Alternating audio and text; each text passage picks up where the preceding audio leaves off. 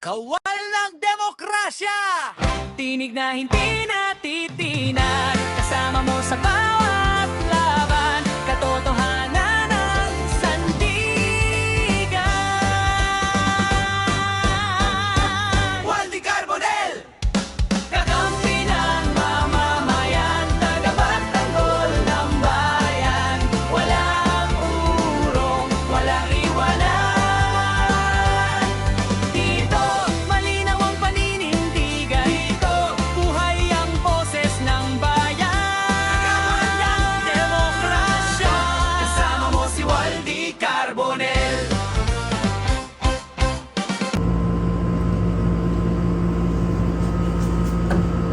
Isang mapagpalayang araw po sa ating lahat, mga kaibigan. Ito po ang Kawal ng Demokrasya, Waldy Carbonell. Akin pong sinusundan yung development dyan po sa House of the Representatives o Kongreso. Doon po sa usapin ng impeachment kay Sara Duterte. At lumalalim po ang aking pong pag-aanalisa nito sapagkat yung una po na impeachment complaint na kanilang pinadala doon po sa Senado at ito inupuan ng Senado, ayaw kilalanin yung salitang forthwith, hindi niya raw alam anong ibig sabihin ito. Halatang halata na gustong i-discareer nila Escudero at Cayetano kasama si Bongo siyempre at saka si Bato de la Rosa ng ang impeachment, ang usapin sa impeachment, mga kaibigan. Pinagtulong-tulungan po nila na huwag matuloy. Bagamat yan ay mandato ng ating pong saligang batas. Kapag yan ay napagbotohan na dyan sa Kongreso, agad-agad dapat magkaroon na po ng trial.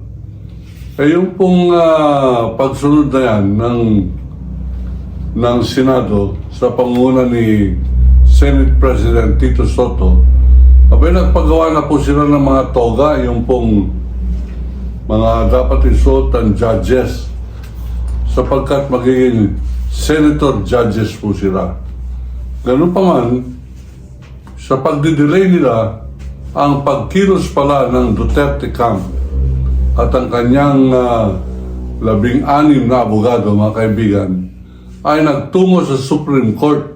Ang kanilang reklamo hindi lang nabigyan ng pagkataon sa paglilitis ang kanilang kliyente na si Sara Duterte. At ito ay diniklara ng Korte Suprema na null and void. Ano po ibig sabihin ng null and void? Walang saysay, walang kapararakan, walang importansya, mga kaibigan. At hindi pwede ipatupad ab initio. Yan po ay void.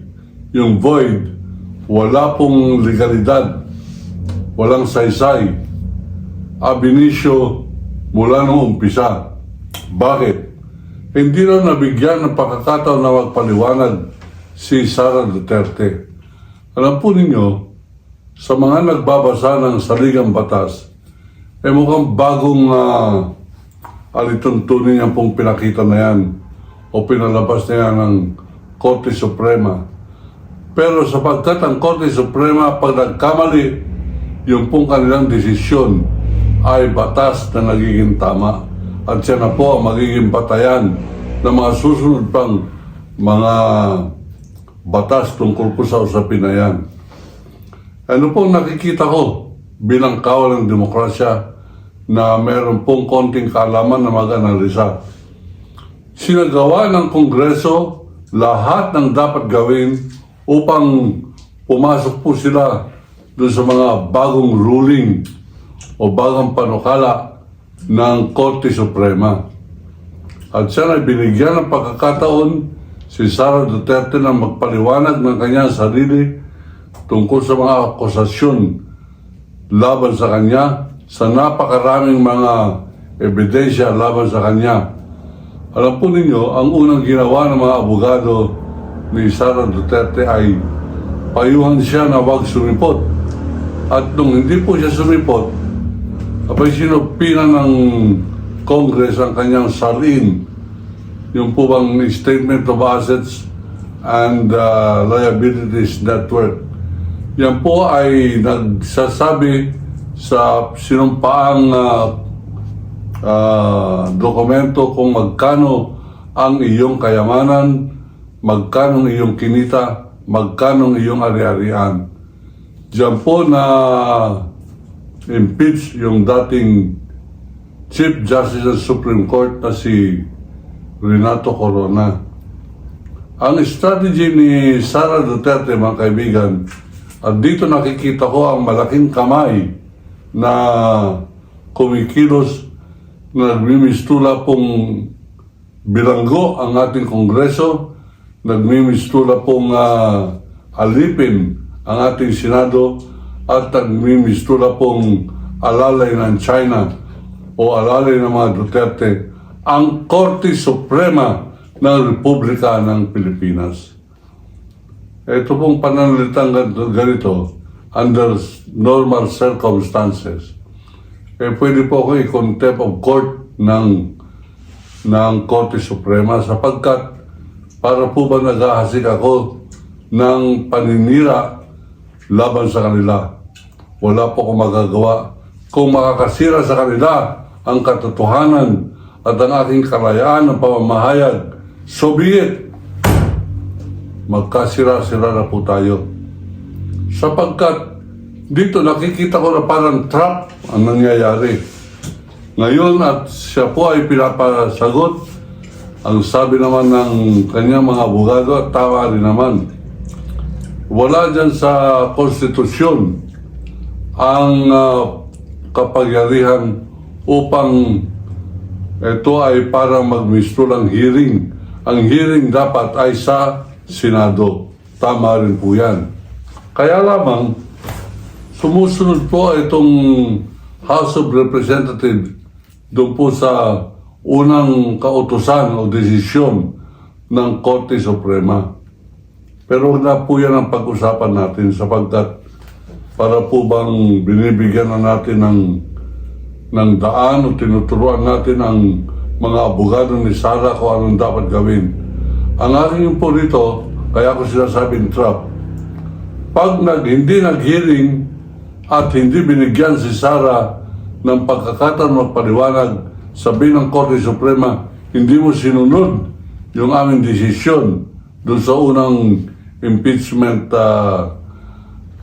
case ninyo labang kay Sara Zimmerman Duterte. Ano yun? Hindi nyo binigyan ng pagkakataon na himayin ang mga ebidensya. Basta lamang kayo pumirma ng mahigit sa 51% ng lahat ng miyembro ng Congress para i-file sa Senado yung impeachment complaint. Ngayon, at binigyan siya ng pagkakataon upang himayin ang mga ebidensya, ang sabi naman nila, sangayon sa konstitusyon, at nandun naman po talaga sa konstitusyon yan, ang may karapatan lamang na magsagawa ng hearing ay hindi ang Kongreso, kundi ang Senado. Abay, mea culpa. Wala pong tutunguhan itong usapin na ito, kundi basura uli yung impeachment na yan. Pinangungunahan ko na po, yan po ang mangyayari dyan. Sa paningin naman ng marami, ay maraming mga kumakampi kay Duterte sapagkat ang tingin nila talagang mananalo si Sara Duterte. Yan ay sang-ayon sa Pulse Asia o survey. Yan po mga survey na yan, huwag po kayong maniwala dyan para po yung paghusga sa kabubuhan ng Pilipino. Na bagamat walang talino si Sara Duterte, sasabihin ko sa inyo bilang isang manunulat, bilang profesor, zero IQ. Wala pong katali-talino yan si Sara Duterte. Kung bakit gusto maging Pangulo ayan po ay hindi ko na aabot maisip. At kung bakit meron sumusuporta sa kanila, ay nakakaloko po yan. Sapagkat sinusuporta ninyo ang isang maaaring maging Pangulo ng Republika ng Pilipinas nang walang kaalam-alam. Dinabati nga siya ng isang vlogger na si Lovely Granada ba yun? Hindi po kumasa. May nagsabi na sa vlog niya rin na isang diehard traidor DDS. Ang sabi niya, sino ka ba para lalaban sa iyo si Sara Duterte ng debate? Para kang bantamweight, yung po bang maliit ang timbang na boksingero, lalaban ka sa heavyweight. Ang katanungan, kailan naging heavyweight ang bobo na si Sara Duterte, mga kaibigan? Ano pong pinagbabatayan ko na siya ay bobo?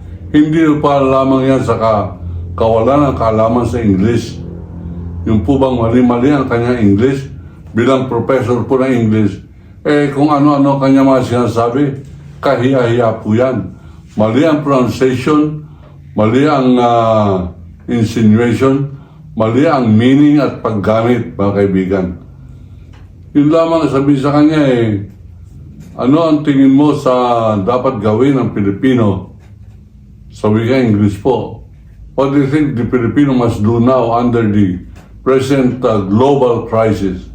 Ang sabi niya, dapat meron kayong plan A, plan B, plan C under a magnificent God. Idiot! Yun mo kung ano ng mga sinasabi niya. Yung pong tinanong siya, kung meron po mag-challenge sa akin, kung sinabi niya yun hindi, i-challenge niyo po ako at i-produce, ako lamang i-produce yan pong tape na yan, nandiyan po sa database ng aking pong laptop. Na-save ko po yan. Yung tinanong din po siya, ano ang kanyang katatayuan hinggil sa vital issue ng NTF LCAC. Ang sabi niya, harap ng camera, television, Channel 7. Ang sabi niya, ano na nga yung LCAC? Sabi niya doon sa taong sa aid niya. End local armed conflict. Armed conflict, sabi niya. Tapos hindi, meron pong end local armed conflict, LCAC. Basta LCAC yun. Pero ang tunay na problema ng bayan, sabi niya, hindi ba LCAC na yan. Ang problema ng bayan ay kabuhayan, kahirapan, at ekonomiya na kung saan-saan ito'y napapabayaan. Kahit na Tagalog po yan, wala pong saysayong sinabi.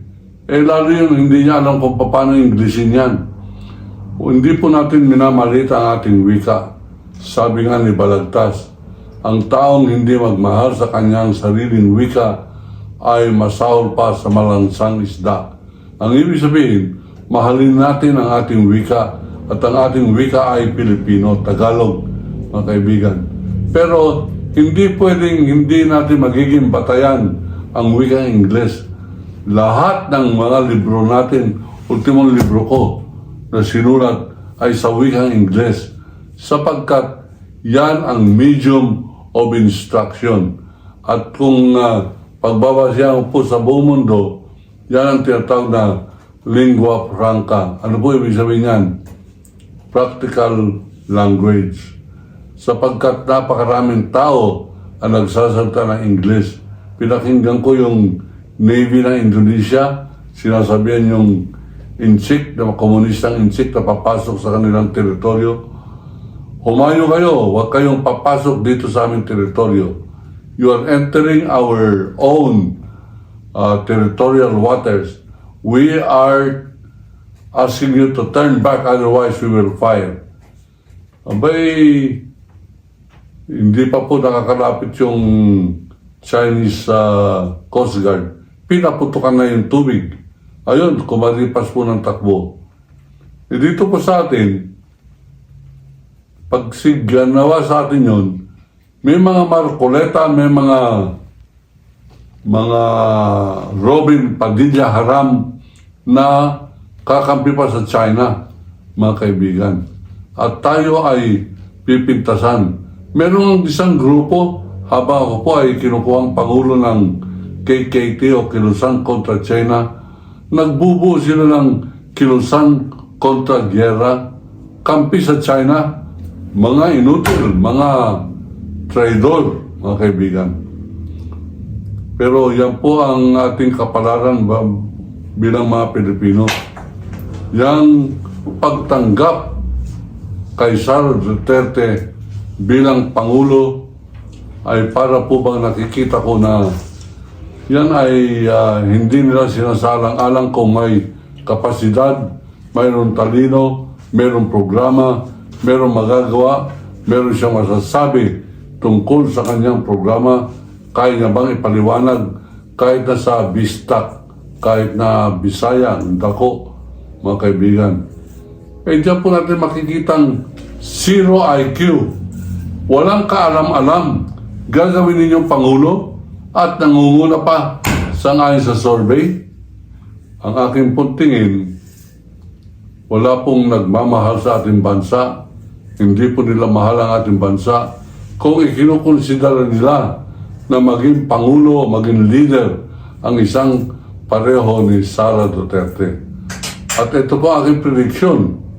Pag namatay si Digongyo, yung dating Rodrigo Roa Duwag Traidor Duterte, sa ilalim po ng ICC Custodial Holdings, abay namatay siya. Sigurado ng presidente si Sara Duterte sapagkat emosyonal ang Pilipino, hindi na nag-iisip, wala siyang pakialam sa anong mangyayari sa kanyang bansa, walang dangal, walang paninindigan. Bakit? Sapagkat nakasanayan niya na yan ang tingin ng buong mundo sa Pilipino. Eh mag-umpisa na po tayong bumawi ng ating dangal. Pero pag kinukonsidera pa ninyo, pinag-iisipan ninyo na baka mag-DDS pa kayo, mag-Duterte, mag-Sara kayo, abay talagang kasumpa-sumpa na po itong ating lahi. Kaya nga po kuminsan na high blood tayo rito. Pag meron tayo naririnig ng mga vlogger na hanggang ngayon Duterte pa, eh kawalan yan na yan. Sapagkat alam natin na walang nagawa si Rodrigo Roa Duterte kundi i-terrorize lang ang bansang Pilipinas, mga kaibigan. At pag ikaw ay nagtatanggol sa krimen ni Duterte para mong inaalipusta yung mga byuda, mga naulilang nanay, naulilang asawa, naulilang anak, na mga pinapatay ng kontra-droga ng isang number 1 drug lord ng Pilipinas. Ang pangalan ay Rodrigo Roa Duterte at ang kanyang anak na si Congressman Pulong Duterte. Nakakahiya. Dapat pinagtutulong-tulungan po natin yan ay kundina. Dapat tumutulong po tayo sa pagkukundina yan. Yung mga bagay na ganyan, nasulat ko na po yan sa aking aklat. Bumili po kayo. At malapit na po tayong magpa-reprint dito po ating pong aklat. Ito pong A Country Run Like Hell. Ayan po ay aking pong aklat na sinulat at nilunsad sa University of the Philippines noong November 2018, mga kaibigan. Eh, mauubos na po yung unang edition nito. Sinusulat na po natin yung updated edition at ilalabas po natin sa Mayo. Pag na-raise ko sa pamamagitan ng pagbibenta ng libro na ito, ang pagpapa-reprint ng ating pong susunod na ipapalimbag o ipapublish. Ako po si Kawaldi Carbonell, naninindigan para po sa Pilipinas sapagkat iniibig ko ang Pilipinas. China, layas!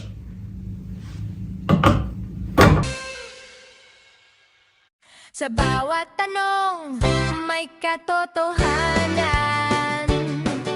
Sa bawat laban, may kakampi ka. Kawal ng demokrasya! Tinig na hindi natitinag, kasama mo sa bawat laban. Katotohanan ng sandigan. Waldi Carbonell! Kakampi ng mamamayan, tagapagtanggol ng bayan. Walang urong, walang iwanan. Dito, malinaw ang paninindigan. Dito, buhay ang boses ng bayan.